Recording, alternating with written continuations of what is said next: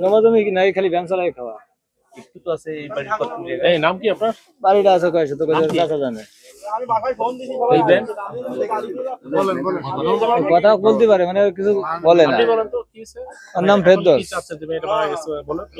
চাচ্ছে যে যথাযথ শাস্তি, যারা যে কজন জড়িত আছে তারা যেন কঠিনতম শাস্তি পায় এবং মৃত্যুদণ্ড হয়, ফাঁসি দেয় যাকে, যাতে এটা দেখে অন্য কেউ যাতে আর খারাপ কাজ না করতে পারে।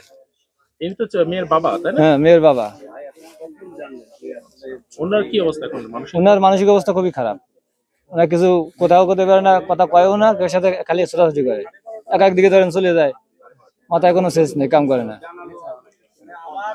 এই যে বলতেছি যে তার মেয়েটা মারা গেছে, কিন্তু সে এটা বুঝতেই পারছে না, জানতে পারছে না কি হয়েছে না কি। শাস্তি চাই। বল, মানে যারা মেরেছে তাকে সমস্ত ফাঁসি চাই। কথা কয় না, এই যে আজ কয়টা দিন ধরে কয়জন মনে যারা মেরে ফেলেছে তাকে জন্য আমি তাকে ফাঁসি চাই, তাকে জন্য ফাঁসি আমার মনে এই বিচারটা যেন সঠিকভাবে হয়। এইভাবে কও